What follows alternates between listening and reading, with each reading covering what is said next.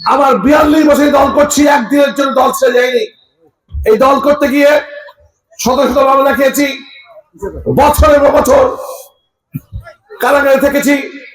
5 থেকে 7 বার দল করতে গিয়ে পুলিশ আক্রান্ত হয়ে আহত হয়ে দেশ বিদেশে চিকিৎসা নিয়েছি, দল ছেড়ে যায়নি। কিন্তু যদি এমন একটি অবস্থা দাঁড়ায় যে একদিকে দল, অন্যদিকে আমার সন্তান, আমি আমার সন্তানের পক্ষ নিব অবশ্যই।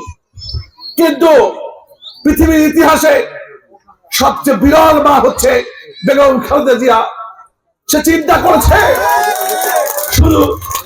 করেছে শুধু তারেক কিংবা কোকো আমার সন্তান নয়, বাংলাদেশের লক্ষ কোটি আমার সন্তান, এই বিএনপি কোটি কোটি বাংলাদেশি আমার সন্তান।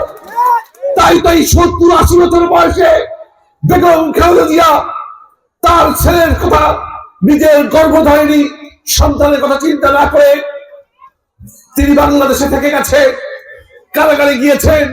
অন্ধকার কারাগার, যে কারাগারে একসময় 14,000 বন্দী ছিল, সরকার সেই কারাগার শিফট করে হস্তান্তর করে নিয়ে গেছে কেরানীগঞ্জে। 200 বছর পুরনো বিল্ডিং, ব্রিটিশ আমাদের বিল্ডিং, সেই বিল্ডিং এ সে আর তার গৃহ পরিচারিকা পাতে পাতে গেছে প্রায় 3 বছর। এইটি হচ্ছে আমাদের প্রিয় নেত্রী। এই নেত্রীর কারণেই আজকে আমাদের বিএনপি এত জনপ্রিয়তা। তার এই যে স্যাক্রিফাইস, তার যে দেশের জন্য, গণতন্ত্রের জন্য যে স্যাক্রিফাইস, সেটির জন্যই আজকে বিএনপি সবচেয়ে বড় দল। সুতরাং আমাদের যে সম্পদ ইতিমধ্যে আমরা হারিয়ে ফেলেছি, গত 30 তারিখে আমরা সবাই তার জন্য দোয়া করব। আমাদের মধ্যে যে হাতটি আল্লাহর পছন্দ, সেই হাতের মাধ্যমে যেন আমাদের তার কিছু করার নেই, তাকে প্রধানমন্ত্রী কিংবা রাষ্ট্রপতি বানানোর কোনো সুযোগ আছে? উনি বেঁচে থাকলে হয়তো তাকে রাষ্ট্রপতি বানাতাম, কিন্তু সময় নেই, সুযোগ নেই।